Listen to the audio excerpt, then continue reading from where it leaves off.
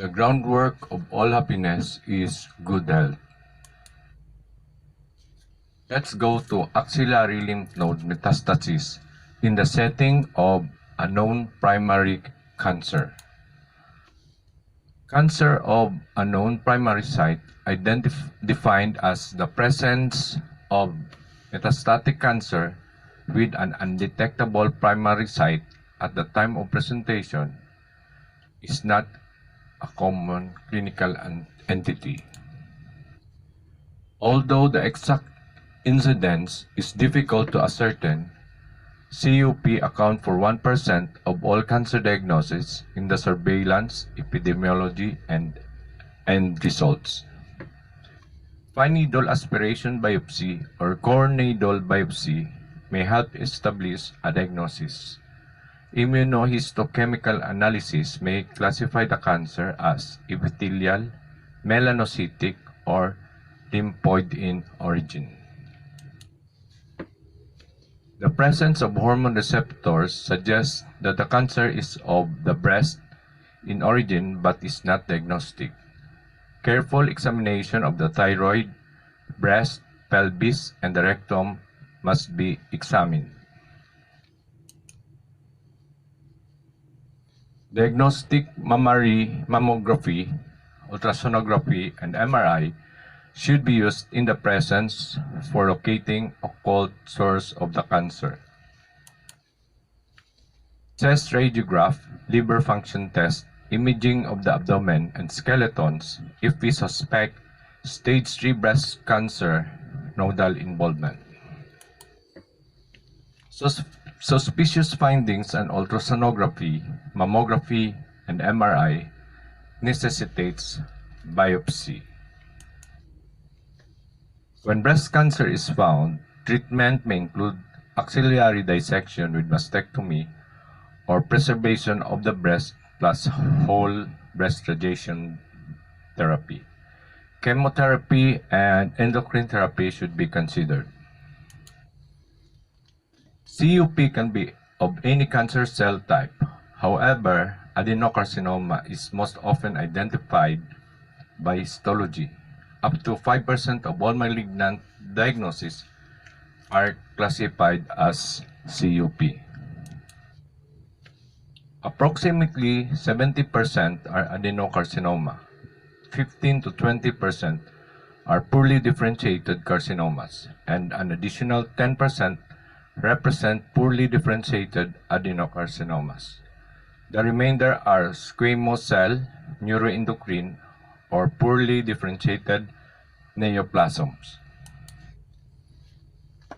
If the origin of the cancer can be determined during testing, the cancer would no longer be an unknown primary and would be treated according to where it started. It is important to search carefully for the origin of these cancers, as many of them can be treated effectively if it is found. If the primary tumor can't be found, surgery is usually the main treatment.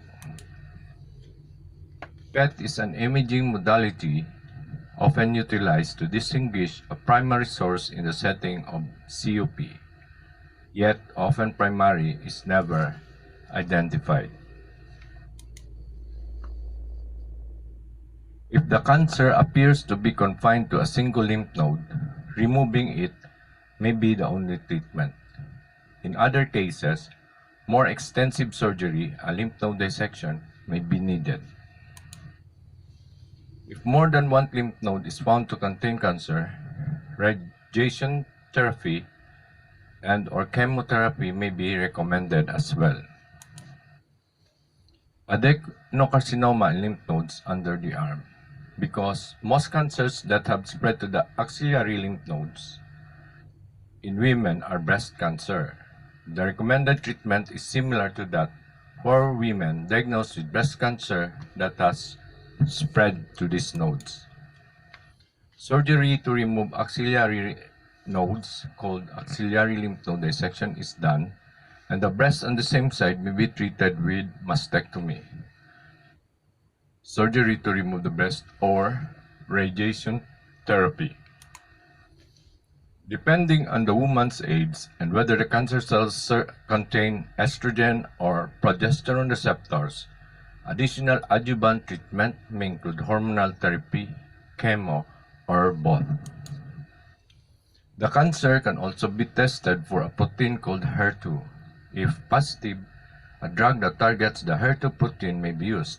For more information about prognosis and treatment of breast cancer that has spread to the lymph node, we can scan the breast cancer topic. Although cancer in axillary lymph node in men may represent spread from a breast cancer, spread from a lung cancer is much more likely. An axillary lymph node dissection and/or radiation therapy to the underarm area may be considered in some cases, but many doctors would recommend chemo first and waiting to see how the enlarged lymph nodes respond. The combination of drugs would probably be the same as that given for adenocarcinomas or poorly differentiated carcinomas found in other parts of the body.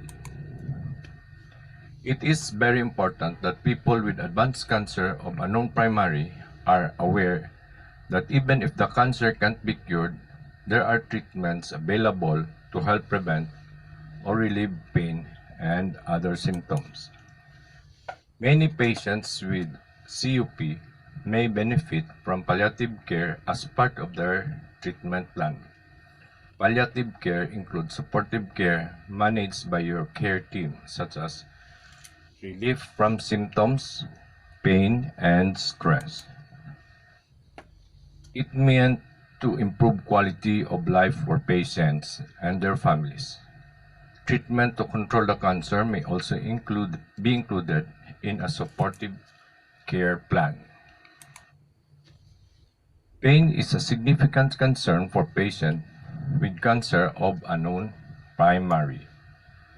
There are proven ways to relieve pain due to cancer of unknown primary using a combination of medicines, in some cases, surgical procedures. Patients should not hesitate to take advantage of these treatments, which means they must tell their doctors if they have pain. Otherwise, the doctor can't help.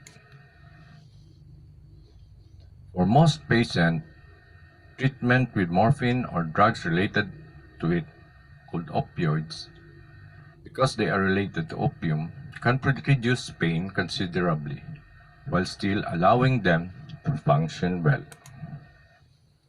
For the treatment to be effective, the pain medicines must be given regularly on a schedule, not just when the pain becomes severe.